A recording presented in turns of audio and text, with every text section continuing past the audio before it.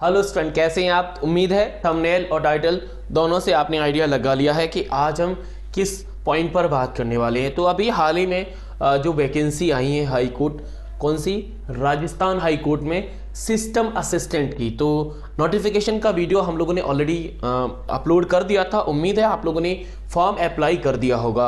आज हम बात करने वाले हैं उस पॉइंट की जो सबसे ज़्यादा इंपॉर्टेंट रहता है, जिसमें हम schema of examination and syllabus of exam, मतलब सिलेबस जो रहेगा और एग्जाम पैटर्न, सिंपल वे में बात करें तो दो पॉइंट पर स्पेशली बात करेंगे। क्योंकि काफ़ी स्टूडेंट के मैसेज आए थे कि सर एक बार आप जो स्कीमा है, जो पैटर्न है, उसको और सिलेबस को दोनों को बता दीजिए तो हमें आसानी हो जाएगी। और सबसे ज़्यादा जो पूछा गया सवाल था वो ये था कि इस एग्जाम में बीएसआई अकेडमी कहाँ तक स्टूडेंट की हेल्प करने वाली है, उस पॉइंट पर भी थोड़ा सा विचार किया जाए।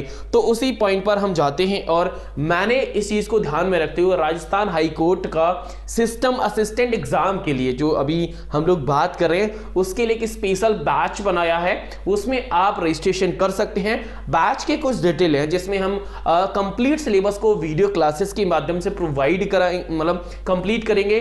और वीडियो क्लासेस के साथ साथ आपको पीडीएफ नोट्स प्रोवाइड होंगे। साथ ही साथ में आफ्टर कंप्लीशन द टॉपिक, जैसे हमारा टॉपिक कंप्लीट हो जाएगा उसके बाद एक्स्ट्रा लाइव डिस्कशन और प्रैक्टिस सेशन करेंगे हम हर टॉपिक पर। जैसे हम सिलेबस कर जाएंगे, सिलेबस के बाद हम रिवीजन कराएंगे, रिवीजन के बाद सुपर क्विज करेंगे, रिवीजन नोट्स भी आपको साथ में प्रोवाइड करेंगे और मोर प्रैक्टिस, यानी ज्यादा प्रैक्टिस के लिए आपको हर टॉपिक का टॉपिक वाइज क्विज भी प्रोवाइड होगा। और जब एग्जाम होगा तो मॉक टेस्ट आपको प्रोवाइड हम इसी बैच में करेंगे। बैच की जो वैलिडिटी है वो 6 मंथ हमने रखी है और इस बैच को आप वीडियो के डिस्क्रिप्शन में लिंक है, वहां से इनरोल कर सकते हैं या फिर व्हाट्सएप नंबर स्क्रीन पर है, आप वहां पर मैसेज कर दीजिए तो इस बैच की कंप्लीट इंक्वायरी आपको व्हाट्सएप के माध्यम से सेंड कर दी जाएगी। ठीक है, चलिए तो वापस आते हैं हम अपने कंसेप्ट पर। हमें बात करनी है स्कीमा और सिलेबस की। तो सबसे पहले एग्जाम पैटर्न या स्कीम की बात करते हैं। तो जैसा कि आपने नोटिफिकेशन में देख ही लिया था कि हमारा जो एग्जाम पैटर्न है उसमें 3 सेक्शन में पूरे पेपर को डिवाइड किया गया है। पहला सेक्शन जिसमें रिटन एग्जाम है, दूसरे में रिटन एग्जाम यानी पूरा प्रैक्टिकली जिसमें टाइपिंग और प्रैक्टिकल किया जाएगा, और तीसरे में इंटरव्यू है। अगर हम पहले सेक्शन की बात करें तो पहले सेक्शन में जो रिटन टास्क रखा है वो 100 मार्क्स का है और ये 100 मार्क्स का पेपर 2 पार्ट में डिवाइड है। पहला पार्ट जिसमें कंप्यूटर नॉलेज को रखा है और दूसरा पार्ट है हमारा जनरल नॉलेज और इंग्लिश का। अगर हम कंप्यूटर की बात करें तो 80 मार्क्स का होगा और सेकंड पार्ट हमारा जिसमें जनरल नॉलेज और इंग्लिश 20 मार्क्स का होगा। टोटल देखा जाए तो 100 नंबर का है और 100 मिनट, मतलब 100 नहीं, 2 घंटे यानी 120 मिनट का समय रहेगा 100 क्वेश्चंस पर। ठीक है, कुछ एक्स्ट्रा पॉइंट है हम उनकी बात कर लेते हैं। वैसे ये मिनिमम मैक्सिमम इतना ज्यादा इफेक्टिव नहीं रहेगा क्योंकि आपका जो कट ऑफ है ना बहुत ऊपर जाएगा इस एग्जाम में। कुछ पॉइंट है, हम उन पॉइंट को भी चर्चा कर लेते हैं। ये पहला पॉइंट तो हमने समझ ही लिया है कि फर्स्ट पार्ट हमारा 80 का है, सेकेंड पार्ट 20 का है और पर क्वेश्चन पर 1 मार्क्स है। कोई भी negative marking, no negative marking. और सबसे मतलब ध्यान देने वाला पॉइंट वो ये है कि पहला जो सेक्शन होगा उसमें जो रिटन एग्जाम है जिसकी हम चर्चा कर रहे हैं वो ओएमआर सीट पर होगा, यानी ऑफलाइन पेपर कराया जाएगा। ठीक है, और हर सेक्शन के मार्क्स आपके फाइनल रिजल्ट में इंक्लूड यानी काउंट किए जाएंगे। तो कोई भी सेक्शन हो उसको बहुत अच्छे से ही करना है। ऐसा नहीं कि फर्स्ट सेक्शन आपका क्वालिफाई, नहीं, फर्स्ट सेक्शन, सेकंड और थर्ड को मिला के ही हमारा फाइनल मेरिट बनेगा। तो सब सेक्शन पर आपको प्रॉपर ध्यान देना है। अगर हम सेक्शन बी की बात करें जिसमें रिटर्न टास्क और रिटर्न टास्क ऑन कंप्यूटर, यानी कंप्यूटर पर टास्क होगा, जबकि पहले सेक्शन में हमारा test on mark sheet OMR sheet पर हो रहा था। जैसे हमने फर्स्ट सेक्शन में 2 पेपर थे, यहां पर भी 2 पेपर में डिवाइड किया दूसरे सेक्शन को। पहले पेपर में आपका स्पीड टास्क होगा, स्पीड टास्क में आपकी इंग्लिश और हिंदी दोनों में टाइपिंग कराई जाएगी। 5-5 मिनट का टाइपिंग टेस्ट होगा जिसमें आपको 25 मार्क्स मैक्सिमम रहेंगे। ठीक है, अगर हम सेकंड पेपर की बात करें तो सेकंड पेपर में इफिशिएंसी टेस्ट होगा, यानी पूरा प्रैक्टिकल टेस्ट होगा जो दो टॉपिक पर रहने वाला है, एमएस वर्ड और एक्सेल। यानी ये दो ऐसे टॉपिक हैं जो आपके फर्स्ट सेक्शन के अलावा सेकंड में भी बड़े काम आने वाले हैं, क्योंकि इसमें 50 नंबर का आपको पूरा पेपर होने वाला है। ठीक है, यहां पर मिनिमम मैक्सिमम की हम लोग बात नहीं करेंगे, क्योंकि वो सबके लिए कॉमन है, मतलब इतना तो लाना ही है और इतने से ज्यादा ही लाना पड़ेगा, तो उसकी चर्चा हम नोटिफिकेशन में कर चुके थे, यहां पर जरूरत नहीं है। अगर हम कुछ और पॉइंट की बात करें, जैसे हमारा जो टाइपिंग टेस्ट होगा, अगर हम हिंदी फॉन्ट की बात करें तो कुर्तीदेव 10 पर होगा, और अगर हम इंग्लिश की बात करें तो कैलिवरी पर होगा, जो कि डिफॉल्ट होता है।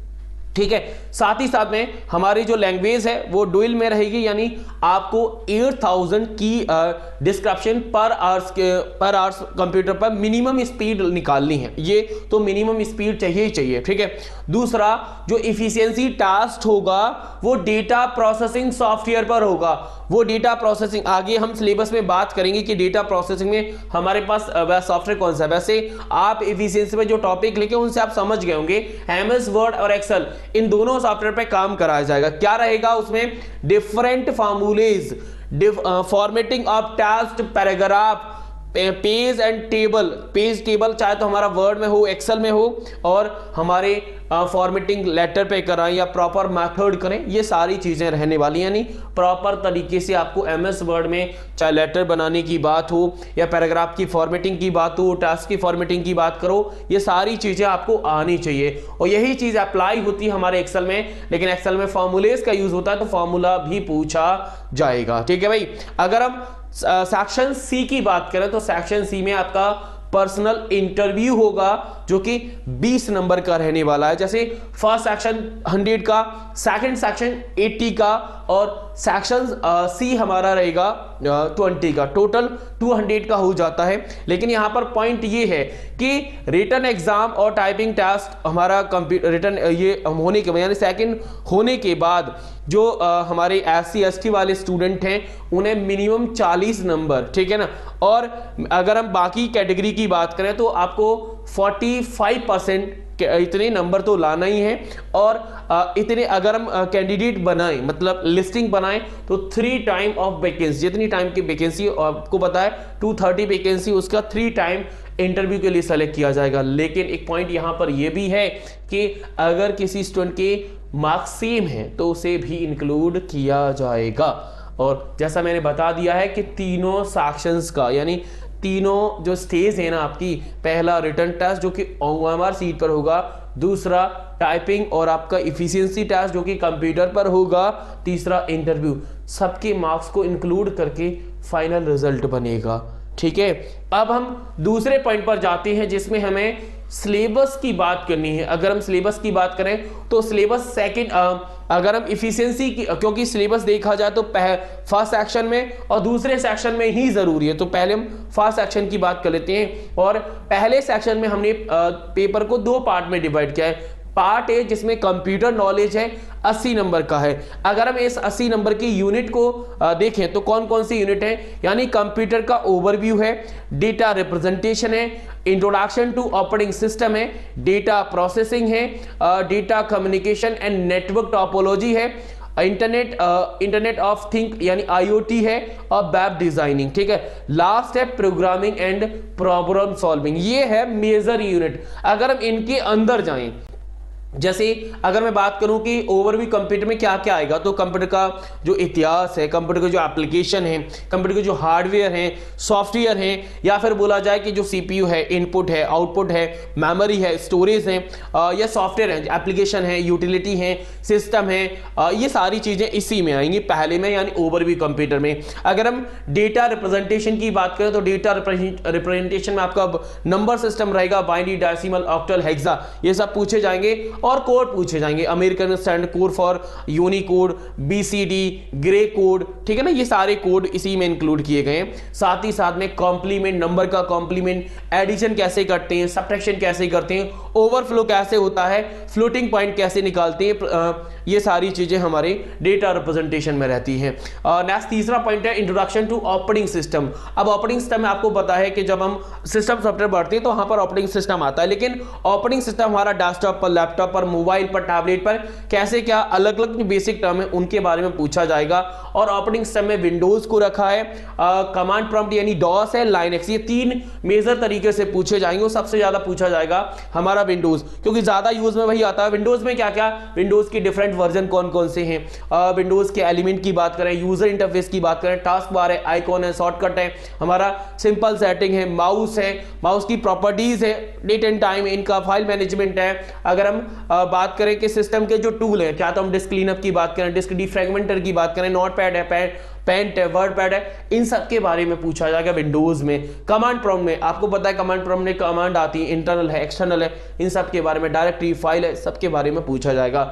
ऐसे ही लाइनक्स ऑपरेटिंग सिस्टम है भाई, लाइनक्स ऑपरेटिंग सिस्टम क्या है, ठीक है ना, इसका ओरिजिन कहां से हुआ, इनकी कमांड कौन कौन सी हैं, लाइनक्स की जो कॉन्सेप्ट है वो कौन से हैं, ये सारी चीज़ें रहती है। कैसी लाइनक्स में अगर हम फाइल रीनेम करनी है, मूव करनी कैसे की जाती है, तो ये सारी चीज़ें इसमें रहेंगी लाइनक्स ऑपरेटिंग सिस्टम में। अगर हम फोर्थ मेजर यूनिट की बात करें या चैप्टर्स की बात करें तो डेटा प्रोसेसिंग। डेटा प्रोसेसिंग में आपका एमएस ऑफिस है, जिसमें MS Word, Excel, PowerPoint और डेटाबेस यानी एमएस एक्सेस के बारे में पूछा जाएगा।